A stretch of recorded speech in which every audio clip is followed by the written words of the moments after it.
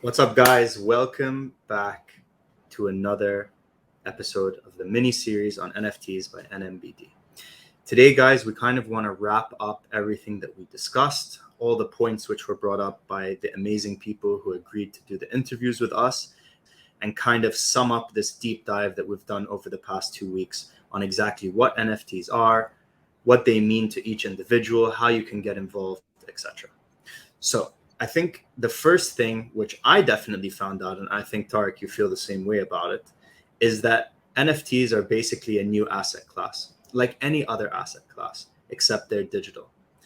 And they bring a new feature into the digital space, which wasn't present with cryptocurrency, which is building a community around a certain piece of artwork or around a certain project.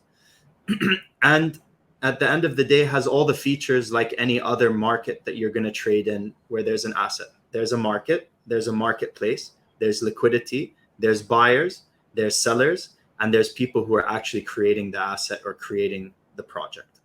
Now, when it comes down to creating a project which actually will go up in value, I think from what I can see is, how are the leaders or the creators of the project building that buzz before they create the project? And also, how do they create a community? How do they captivate a bunch of people to say, you know what, I want to be part of this community. I'm willing to buy into this community for whatever number of reasons the project creators can come up with. Some of the things which we've pinpointed, like in any business at the moment, is that certain projects are using influential people, they're using influential artists. Essentially, they're leveraging the communities and the following of different people who are in this space. And that obviously gives them a bigger reach. And then also they're gamifying the whole project in such a way that you don't want to just flip it.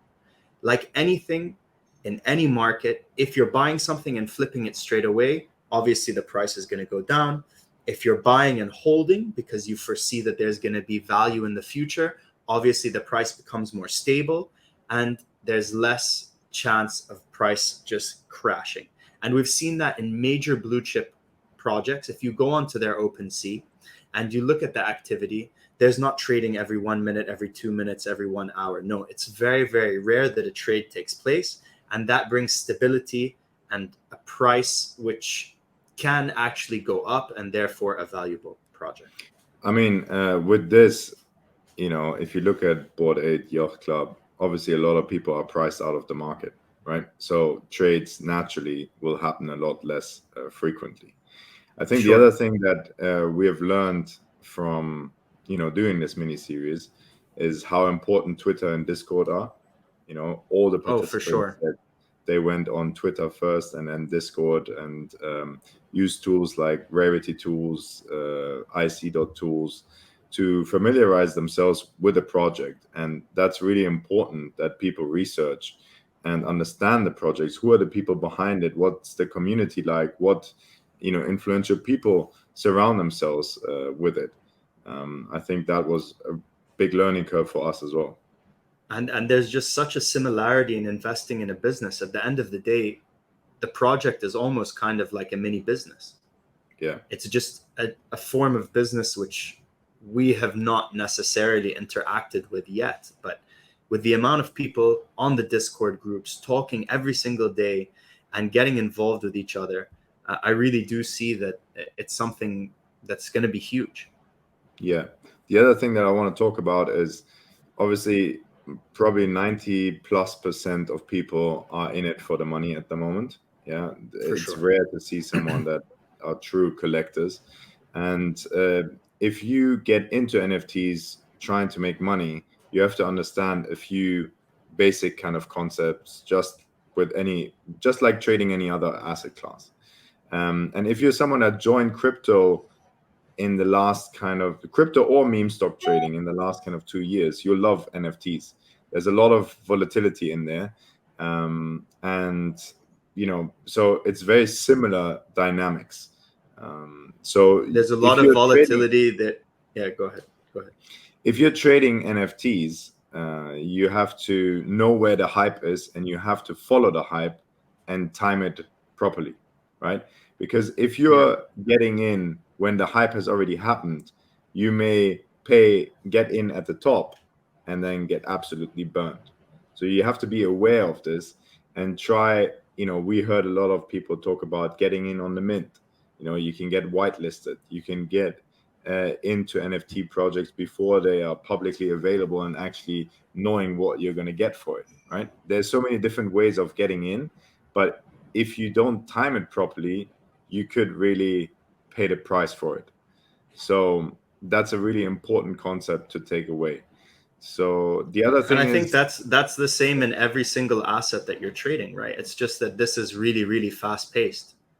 yeah, and you have to, when you decide what money you're going to play with or start investing, you really need to understand how much volatility am I able to take and stomach, right? Yeah. Is this just play around money and I'm happy for it to go to zero, but I'm really chasing this huge opportunity, and if one of them pops off, I know that I'm going to make back all the ones where I actually lost.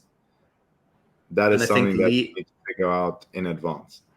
yeah, and Lee really brought that to our attention in a Yeah, big way in his yeah, decision to go into full-time NFT trading. yeah.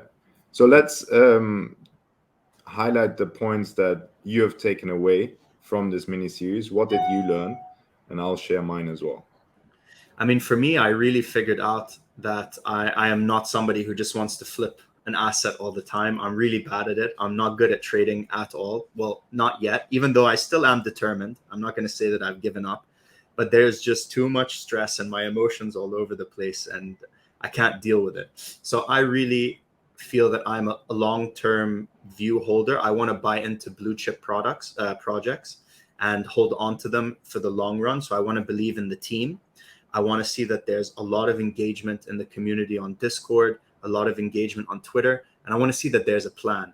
What is the execution plan? What's the roadmap to make this PFP, essentially, which is a profile picture NFT, valuable in the future?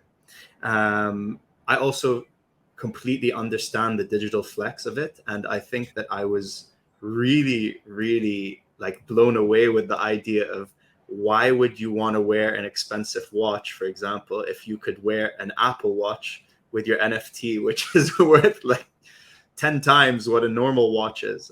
And that really blew my mind. And it's crazy. And it's only when you go deep into this, when you buy your first NFT, you go deep into the community and you really wrap your head around this feeling of being like one of us, which at the end of the day, every single brand is creating.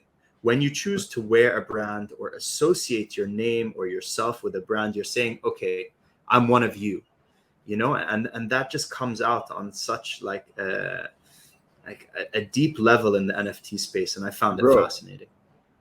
during this mini series, you went into Decentraland. You sent me a Yeah, screenshot of you running around in Decentraland. And I think, that kind of like also made you understand how this digital flex could be working out in the, in the metaverse going forward.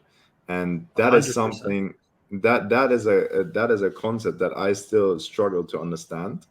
I Yeah. understand it obviously conceptually, but I don't know how this digital flex is going to change things in the metaverse. And that's really interesting. And that makes me want to understand NFTs more and how we can make money out of it, or how we can create something that can be replicated into the metaverse as well. Because I feel like NFTs is like this first kind of early adopter project for the metaverse, but there's so much more to come. And we're so early still that it makes time to understand it better and invest time to build your knowledge here. 100%. I mean, take it like an example, which I thought about the other day, is I do believe that in the next 10 years, what you purchase in the physical world and what you have in the metaverse is going to be completely linked. So I'll be able to walk into a Gap store in the physical world. I'll buy a sweater that says Gap on it. And when I buy that sweater, I also get given the NFT of that sweater for me to wear in the metaverse. And Yeah, obviously, because it's on chain, because it's verified, people will know that that's a real Gap sweater and not a fake one by clicking on me, for example. You know what I mean? And then that why would that not apply to super luxury brands? Why would that not apply to cars or houses or interior design or even appliances in a kitchen? I know that sounds absolutely ridiculous, but people buy certain appliances in their kitchen because they associate with that brand. It's true, like Miele or Yeah. something like that, which is 10 times the price of any other kitchen appliance. And that those same features of human beings is gonna be translated into the metaverse, and NFTs are the key to that. And for me, I'm super bullish and really, really excited to see what the next 10 to 15 years bring on this in this space. Yeah. So we should keep it short and sweet. I think these were some good takeaways for you guys to think about. And hear you on the next one. Peace. Thank you so much, guys. Thank you for listening, and take care. Bye.